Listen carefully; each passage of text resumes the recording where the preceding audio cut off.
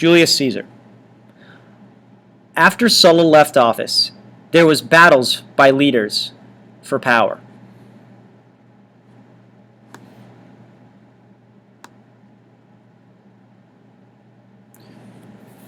Three leaders rose to the top.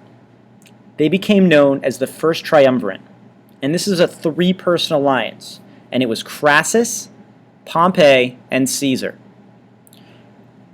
All were military leaders, Crassus in Syria, Pompey in Spain, and Caesar, who became famous for his military exploits in Gaul, and please write in Britain. Now, Crassus was one of the richest men in Rome, which gave him substantial power in the Senate.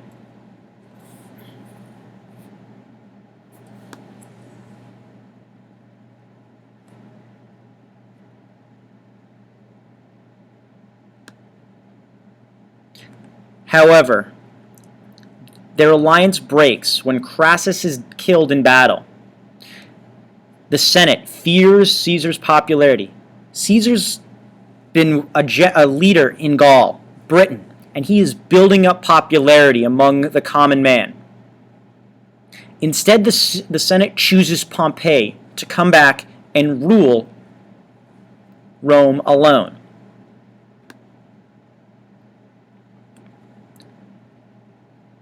Now, for this to happen, they need one other thing. They ask Caesar to give up his army and come home. What do you think that means?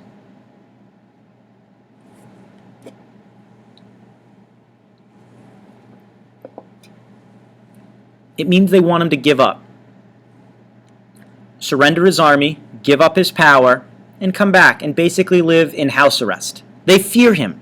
They do not want him to become the leader of Rome.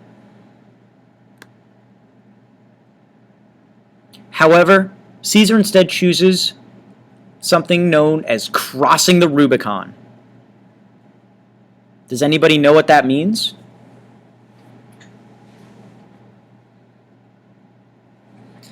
Well, first of all, the Rubicon is a river that protected the city of Rome.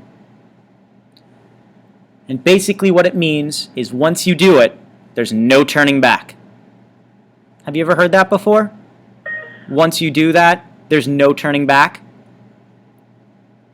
Well, crossing the Rubicon is where this gets its meaning. Eventually, Pompey will be defeated by Caesar. Where? In Greece, in about 48 BCE. And he becomes dictator for at least 1 year. Please take a moment and highlight Crassus, Pompey, Caesar, Gaul, Spain, Syria, crossing the Rubicon.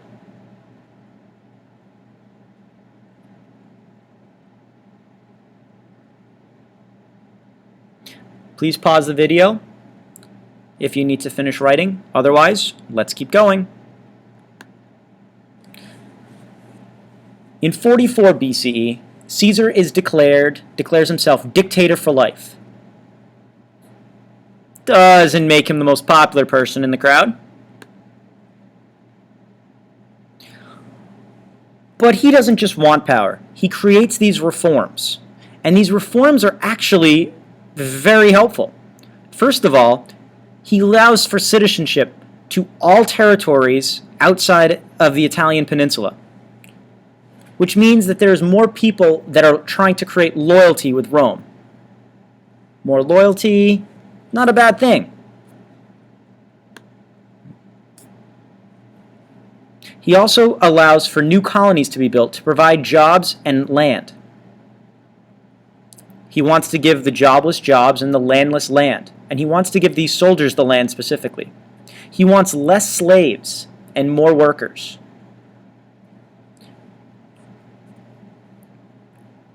And he introduces what is known as the Julian calendar. This is a 12-month calendar with 365 days, 1 leap year, and is used exclusively, which means it is the only calendar used until the 1600s. That's pretty impressive. The 16th century, excuse me. And in fact, it is still used today by the Greek Orthodox Church. Now look at his reforms.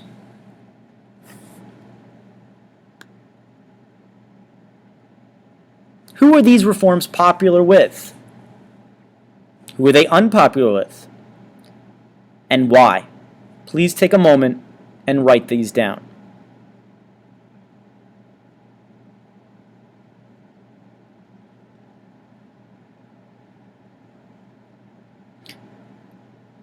Make sure you circle the person that they thought these reforms were popular with, and I want you to aggressively underline who they were not popular with. And of course, there should be an explanation as to why you think this. Feel free to pause the video if you need more time. Otherwise, we're going to keep going. Now, the Senate feared, above all else, that he wanted to be king, and they plotted to kill him. And it's led by two people, Cassius and Brutus. I bet you learned about them when you read Julius Caesar. Maybe what you didn't know is that Caesar, earlier on, pardoned both of them of previous crimes.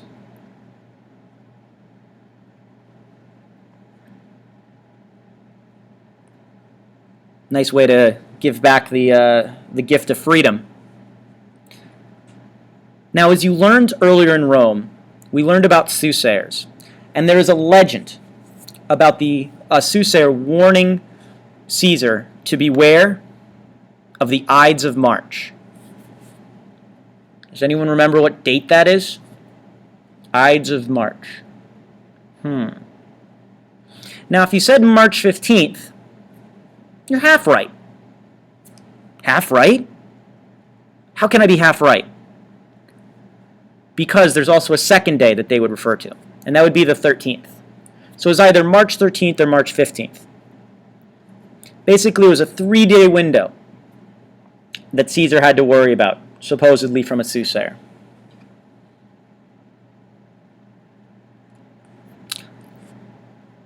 And as the story goes, on March 15th, as he's walking into the theater, he is assassinated. And this causes another civil war to break out. And here is a picture of the assassination of Julius Caesar, which I'll make bigger in just a minute. But before I do, please make sure that you highlight 44 BCE, dictator for life. Senate feared he wanted to be king. Assassination, March 15th, 44 BCE.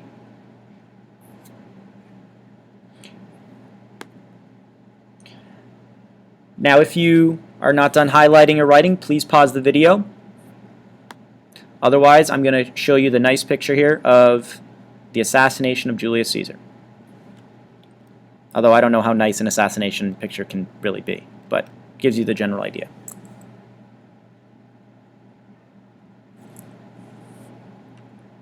Does anybody remember this photo from the beginning of the year?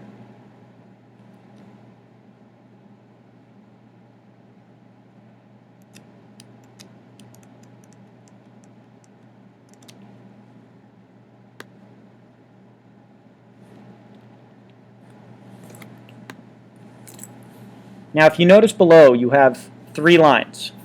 Please take a moment and identify 2 cause and effects that occurred during Caesar's life, and leave room for at least one more. An example of a cause and effect is, it was sunny, so I put on a hat. Cause, effect. Think about the actions that caused Caesar to do what he did. You could think about the unrest that is caused and the creation of the triumvirate, the unrest after Crassus's death, maybe talking about crossing the Rubicon.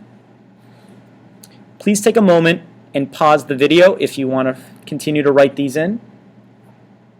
Otherwise, we're going to keep going.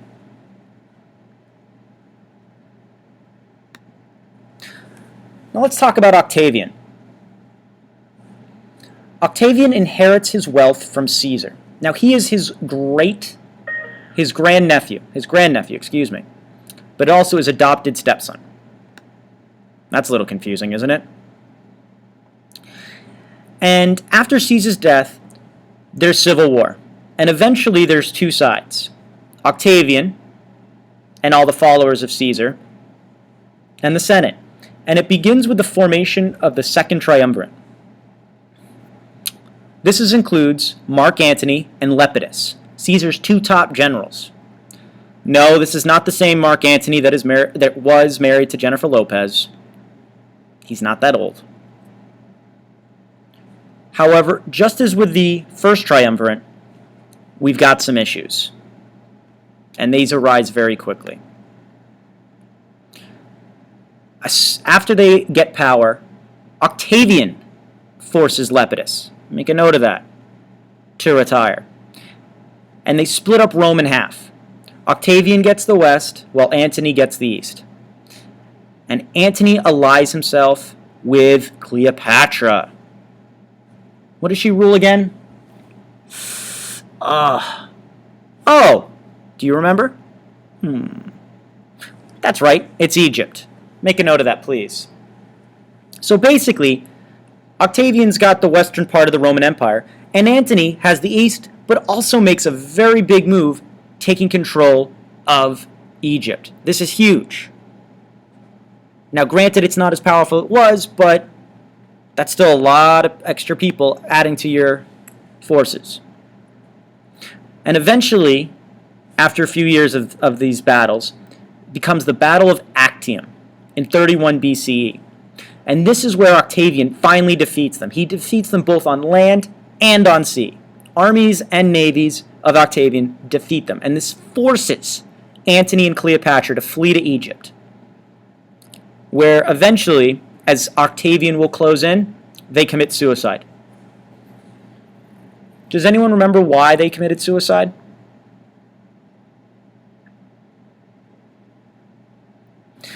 It's because they didn't want to be their statues, their trophies that they were able to bring back. Specifically Cleopatra. She was thought to be a very amazing woman.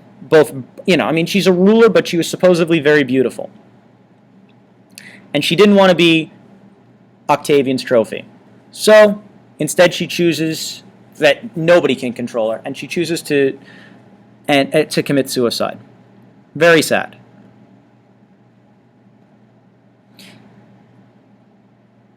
So now it's 30 BC, and at the age of 32, Octavian stands alone.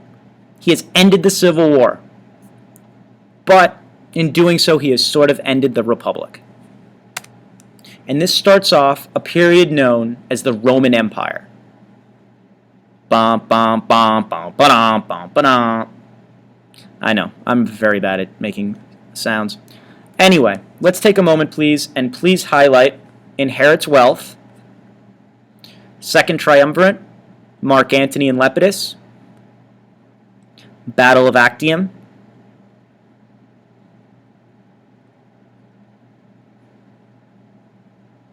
start Roman Empire. If you are still writing, please take a moment to pause the video. Otherwise, let's keep going. Changing my name. Because I can. Now, when he becomes ruler, Octavian will change his name to Augustus, meaning majestic one.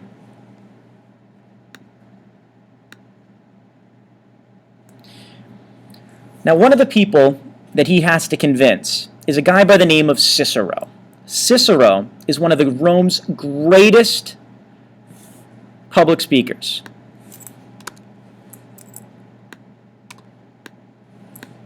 And he's famous for saying, any man can make mistakes, but only a fool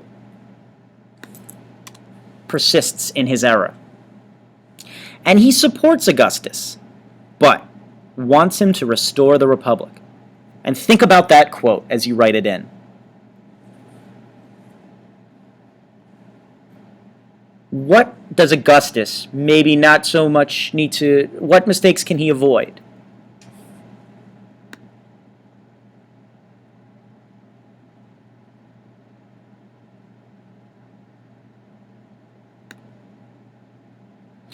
Now, Augustus respects Cicero. Who wouldn't? So Augustus gives some of the power back to the Senate. But really, he gave himself the power. He gave him a little bit, a taste, a sampling, but really focused the power to give himself most of it. Now here's where it gets interesting. He did not want to be known as a dictator, but chose the name Imperator. And that means ... Commander-in-Chief. Make sure you write that down and make sure you underline it, and eventually you'll have to highlight it. Now, why does he choose that name? Think about it. Imperator, a commander-in-chief, versus dictator. Think about it. Now think about Cicero and think about Caesar. What lesson has he learned? Please take a moment and write that down.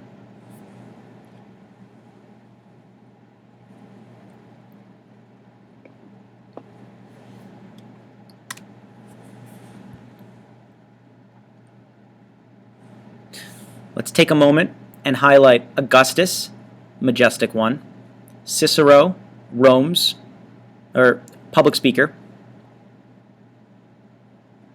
Imperator, Commander-in-Chief. If you need to finish writing, please pause the video. Otherwise, let's keep going. The legacy of Augustus. Now, Augustus is thought by many to be the greatest ruler in Rome's history, and there's some very clear reasons why.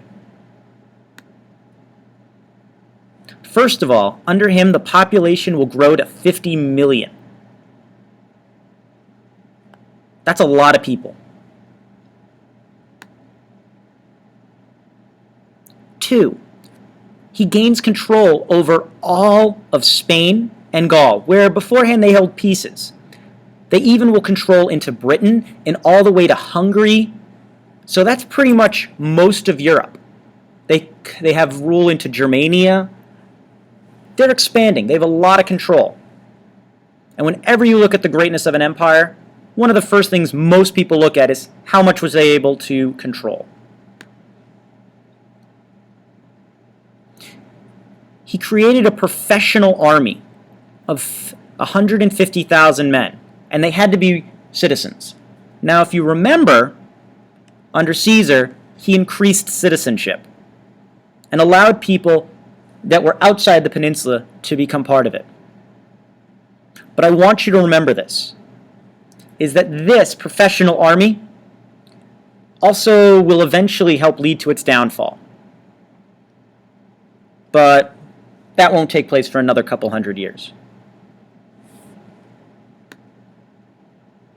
He also takes in the Praetorian Guard, which is about 9,000 people. And these guards are responsible for his protection and every emperor's protection. Although, when you learn about Nero, you're going to learn about how they sometimes don't always protect their emperor. And he created a new tax system. Now, if you recall from the Roman Republic video, or reading, there was corruption in the tax system. He got rid of that system. He created a system of government officials collecting taxes, so they would be robbing from themselves, basically. He also helped create a nice legal system, although it still gave a little bit too much power in the common people's mind to the government.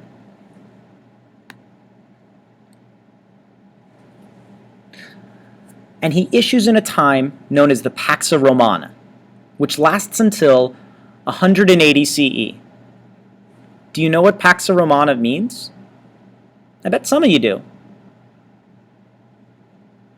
It literally means Roman peace. Please write that in right now.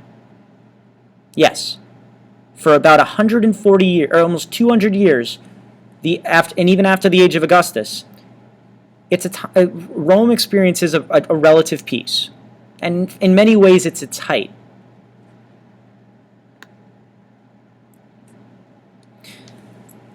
However, when he dies in 14 CE, there's no law of succession.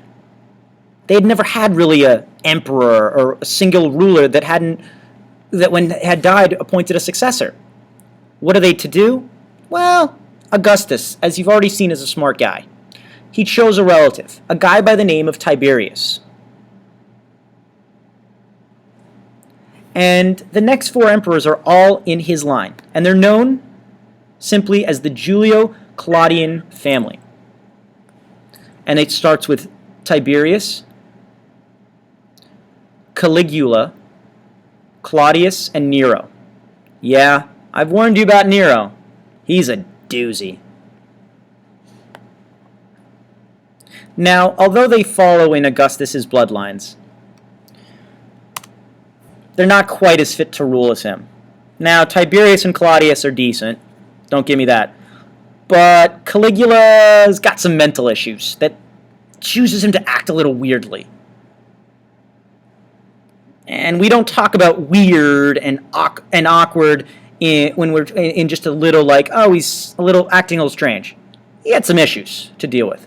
Nero, well, I won't ruin it too much, but Nero's a pretty interesting ruler. In fact, he gets assassinated eventually by the Praetorian Guard. Please take a moment and highlight population, 50 million, Pax Romana, and the meaning. And that's it.